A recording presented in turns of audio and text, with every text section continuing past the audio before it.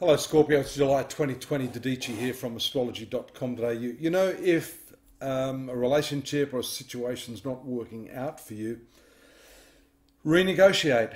And I think that's the lesson this month. We see from that really big event last month on the 21st, the solar eclipse taking place up here in the sign of Cancer with retrograde Mercury.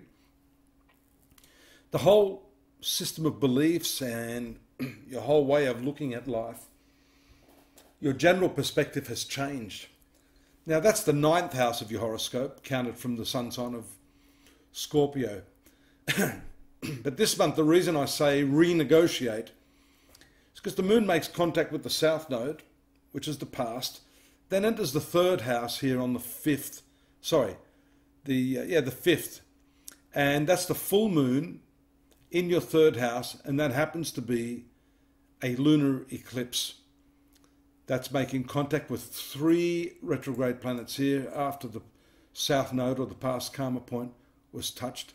So what we see there is a very, very important light being thrown on the way you look at things and the way you negotiate things. We told you for many, many months this Uranus here in your 7th house could be a destabilizing factor. I'm wondering how many of you under this COVID lockdown have seen a whole new level of interaction with your most meaningful partners. I think this eclipse, the lunar eclipse, is going to bring a lot of different things up from the deeper recesses of your being. That's also shown by the ruler of your marital house, Venus, being here in the 8th house of transformational activity. This is the subconscious.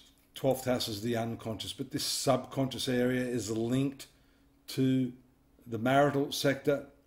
Then you've got Mars being touched by the moon and its movement here. And look at the square aspect to the eclipse house on the 13th. Then it moves into the relationship area this time. The 7th house, which is this relationship area, is also very much known by astrologers to be, a negotiation house, relationship house with other people. So you can see this theme coming throughout the month. No doubt in your work you're going to have a lot of drive. This is one of your ruling planets. 6th house is a very good placement for it. But it's going to take a little bit of time to wind up your energies here, Scorpio.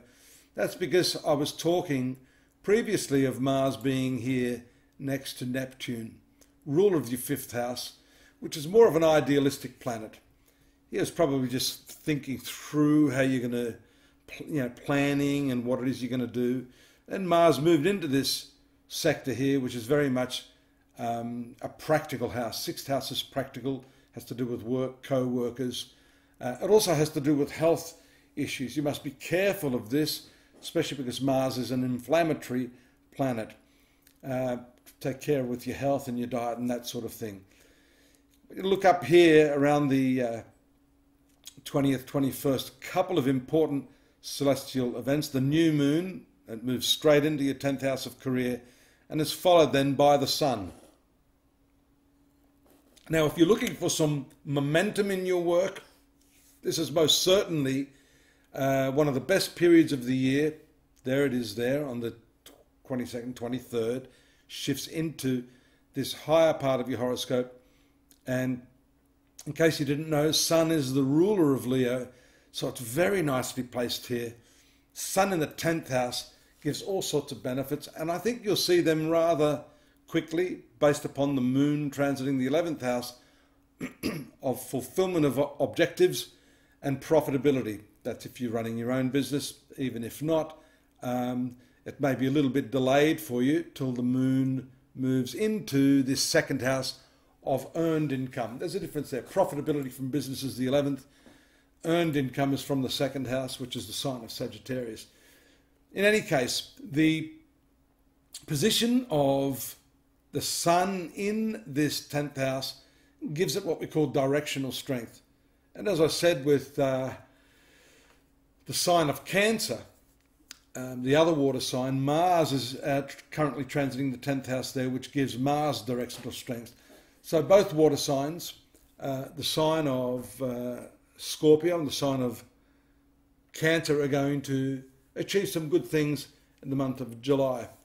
There we see the last day or two of the month, the moon transiting there into the 2nd house of income and finances. There's a little bit of an opposition going on there, but mainly I look to the favourable aspects to the 6th house, 10th house.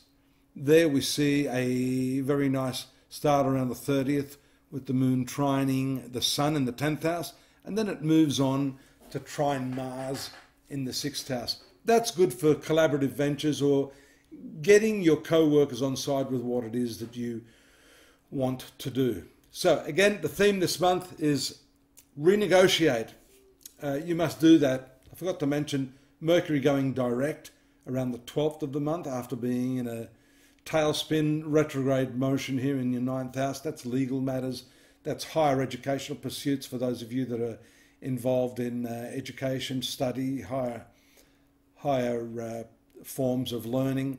Then things move forward for you after the 12th and start to pick up. And there's something else to look forward to when Mercury hits the 10th house in the first or second week of August, which we'll talk about next month. And I hope you will join me next month. In the meantime, don't forget to pay a little stop off there at astrology.com.au, my masterpiece website, where we've got a whole lot more information for you. Weekly horoscopes we're doing now. We've got the dailies, the monthly extrapolated version. Don't you love that word? I've extrapolated on what I've said here today, which is more or less skimming the surface. I just want to sort of give you a little bit of what I call an Oracle Express on this, and then you can get more detail there at the site. Drop me a line if you've got any technical queries, or if you'd like a personal reading.